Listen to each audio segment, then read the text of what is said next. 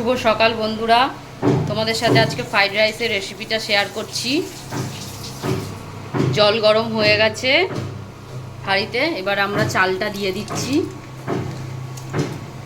যে যেরকম পরিমাণ মতন নেবে সেরকম পরিমাণ মতন দিয়ে দেবে করবে। জলটা গরম হয়ে গেছে, চালটা দিয়ে দিলাম। বন্ধুরা, তোমরা চালটাকে আগে থেকে ভিজিয়ে রাখবে, ভিজিয়ে রাখা দরকার আগে থেকে চালটা, তবে ফ্রাইড রাইসটা বেশ ঝরঝরে হবে। আমরা চালটা আগে থেকে ভিজিয়ে রেখেছিলাম, চালটা এবারে দিয়ে দিলাম।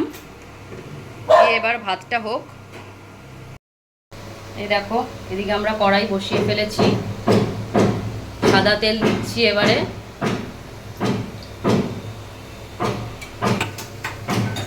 তেলটা গরম হয়ে এলে একে একে সব এগুলো ভেজে নেব। বিনস, গাজর, আর এই এক সাইডে লবঙ্গ, এলাচ, দারচিনি, এগুলো একটু ভালো করে থেতো করে নেব। খুব বেশি না, হালকা একটু থেতো করে নেব। এবারে দিয়ে দিলাম গরম মশলা, দারচিনি, এলাচ।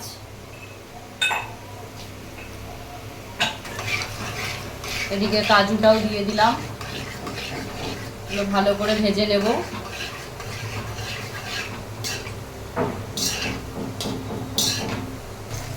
এবারে দিয়ে দিলাম বিনস।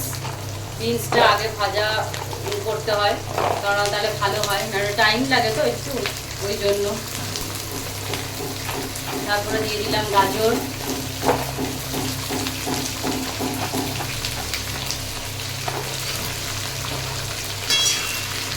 ভালো করে এবার এটাকে ফ্রাই করব।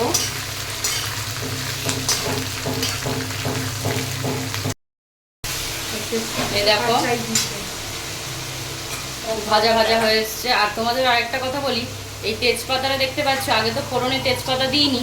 তেজপাতাটা তোমরা ফোড়নের সময় দেবে না, কাঁচা অবস্থাতেই দেবে, মানে ভাজা যখন হবে তখন দেবে, তাহলে স্মেলটা ভালো আসবে।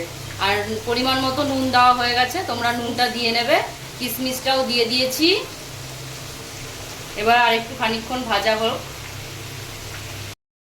এবারে দেখো পরিমাণ মতন চিনি দিয়ে দিলাম। ভাতটা একটা বড় পাত্রে ঢেলে নেবে, যাতে সব কিছু মেশাতে সুবিধা হয়। পরিমাণ মতন চিনি দিয়ে দিলাম, তোমরা যে যেরকম স্বাদের চিনি খাবে। এবারে ভাজাগুলো দিয়ে দিচ্ছি একে একে।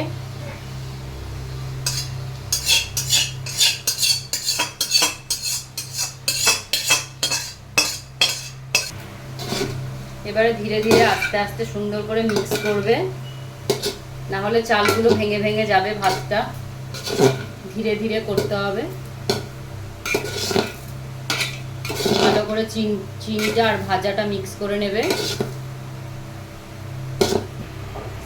এবারে দিয়ে দেবো ঘি।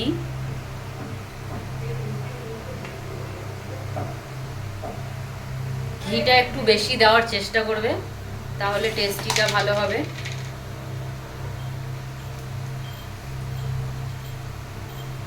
ঘিটা দিয়ে মিক্স করে নেব। ব্যাস, আমাদের ফ্রাইড রাইস রেডি। এইভাবে তোমরা একদিন করে ফেলো, কেমন লাগলো জানিও।